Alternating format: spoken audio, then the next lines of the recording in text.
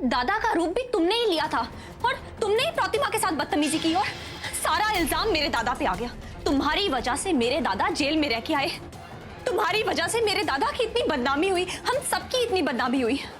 मैं तुम्हें छोड़ूंगी नहीं। तुम्हारी हिम्मत कैसे हुई?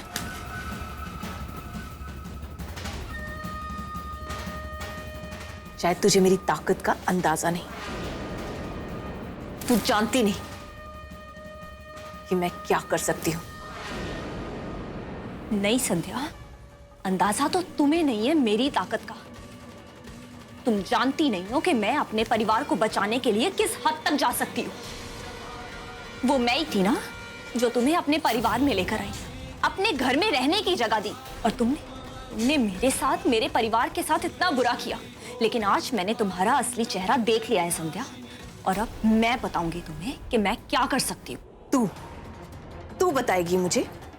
बेवकूफ औरत, शायद तुझे अंदाजा भी नहीं है मेरी शक्तियों का। मानवी जल्दी पुलिस को बुलाओ, पुलिस को फोन करो। जी मम्मी जी, कांस्टेबल्स बाहर ही है, मैं अभी बुला के लाती हूँ। तुम मेरा कुछ नहीं बिगाड़ सकती।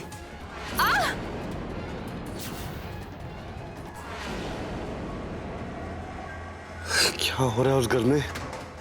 The number you are trying to call is currently switched off.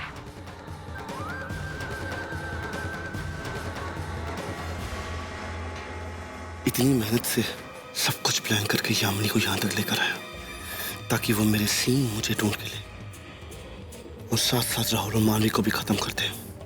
पर इसने तो सारा प्लान ही खराब कर दिया। अगर ये पकड़ी गई, इसकी असलियत सबके सामने आ जाएगी और अगर इसने मेरा नाम ले लिया तो मैं भी फंस जाऊंगा। कैसी पागल औरत है ये। निशा भी किसी काम की नहीं। एक काम से करने को बोला, यामिनी पे नजर रखने को, पर बेवकूफ औरत कभी कोई काम ठीक से नहीं करती।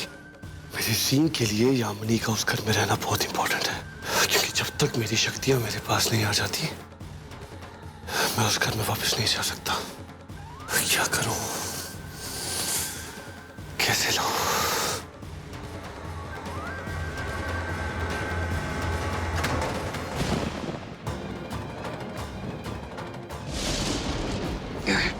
आराम से संध्या, क्या हुआ? कहाँ जा रही थी? वो मैं आती। अरे अभी चलो। मम्मी जी आप यहीं रुकिए, मैं अभी आती हूँ।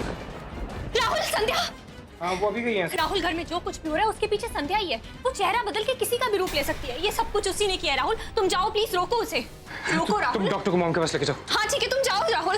तुम दोनों हिलना मत यहाँ से। राहुल आराम से जाना, वो बहुत खतरनाक है। तुम मुझे ना रोक सकते हो ना पकड़ सकते हो राहुल।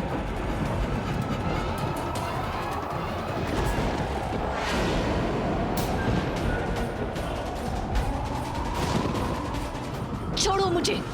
हिलने की कोशिश मत करो। तुम्हारी शक्तियां मेरे पर काम नहीं कर रही। कौन हो तुम और क्यों आई हो यहाँ पर? क्यों कर रही हो हमारे साथ ये सब? क्या बिगाड़ा हम लोगों ने तुम्हारा? बोलो। तुम मेरा कुछ नहीं बिगाड़ सकते, तुम मुझे नहीं रोक सकते। इसमें इतनी ताकत कैसे आ सकती है? ये मेरे सामने खड़े होकर मेरा मुकाबला कैसे कर सकता है? बोलो, तुमने ये सब क्यों किया?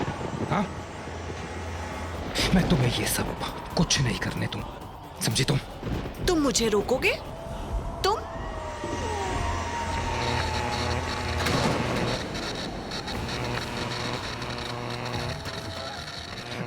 तू रोकेगा मुझे? क्यों घबराते हो राहुल? मैं अभी आती हूँ ना वापस, तुम्हारी मानवी की लाश को लेकर। तब तक तुम अपनी मौत की घड़ियां गिनो। टिक टिक टिक। मानवी को हाथ मत लगाना, मैं बता रहा हूं तुम्हें। संध्या, मानवी को कुछ मत करना।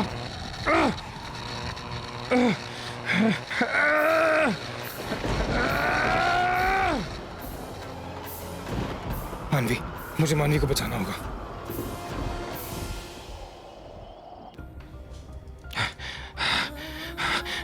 मानवी, मानवी तुम ठीक हो ना? अंदर सब कुछ ठीक है ना? यहाँ पे कोई आया तो नहीं मेरे पहले? क्या हुआ राहुल? तुम ठीक हो? तुम संध्या के पीछे गए थे, क्या हुआ? मैं बिल्कुल ठीक हूँ। क्या क्या हुआ मैं तुम्हें बाद में बताऊंगा। मानवी, वो संध्या, वो एक पागल औरत है।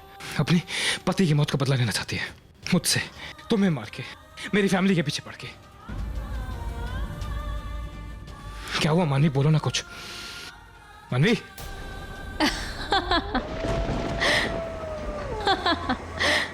मानवी तुम हंस क्यों रही हो? मैं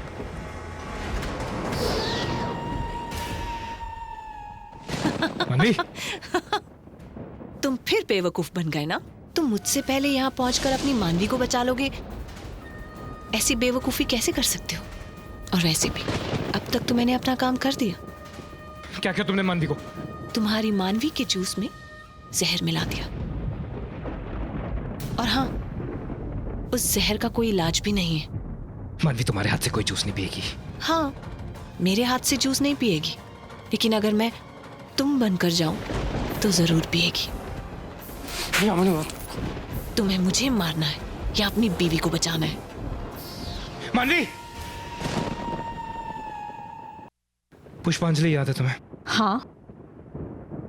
वो जो युगांत था जिसे मैंने गोली मारी और जो अगले दिन आ गया था, वो यामिनी का पति है।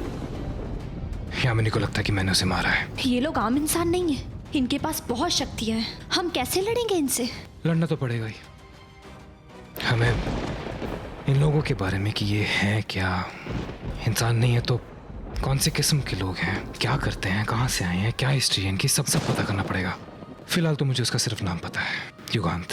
अभी युगांत कहाँ का है, क्या करता था, कहाँ रहता था, पता करके उसके पीछे जाना पड़ेगा। हम सर्च करते हैं। तुम्हारा फोन दो।